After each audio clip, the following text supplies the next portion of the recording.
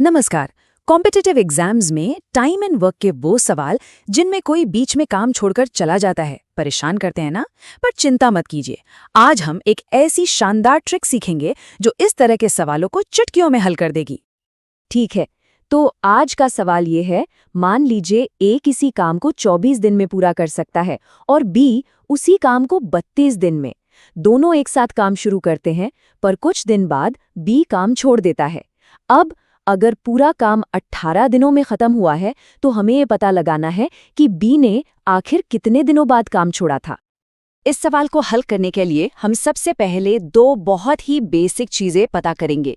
एक कि टोटल काम है कितना, और दूसरा हर व्यक्ति की काम करने की क्षमता यानी कि एफिशिएंसी क्या है।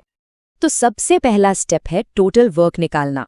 इसके लिए हम 24 और 32 का एलसीएम लेंगे, जो कि आता है 96। तो चलिए मान लेते हैं कि हमारा कुल काम 96 यूनिट्स का है। टोटल वर्क पता चल गया। अब हम दोनों की एफिशिएंसी निकालते हैं। ए की एफिशिएंसी होगी 96 डिवाइडेड बाय 24, यानी 4 यूनिट हर दिन। और वैसे ही बी की एफिशिएंसी होगी 96 डिवाइडेड बाय 32, मतलब कि 3 यूनिट हर दिन। यहाँ तक तो सब कुछ सीधा साधा था, ये हम आमतौर पर करते ही हैं। लेकिन अब आता है इस सवाल का सबसे मज़ेदार हिस्सा, वो ट्रिक जो एग्जाम में कीमती समय बचाएगी। और वो जादुई ट्रिक सिर्फ इस एक सोच पर टिकी है।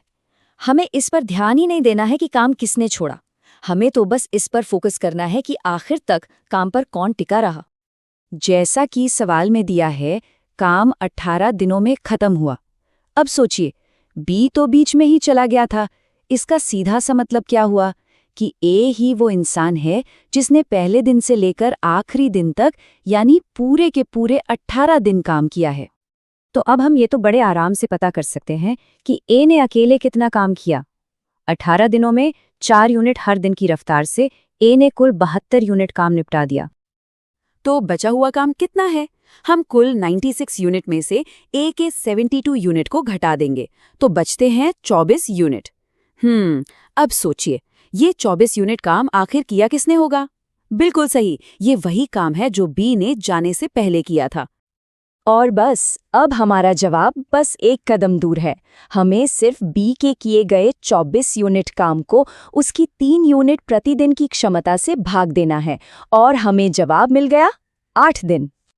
तो इसका मतलब ये हुआ कि बी ने 8 दिन तक काम किया और फिर चला गया।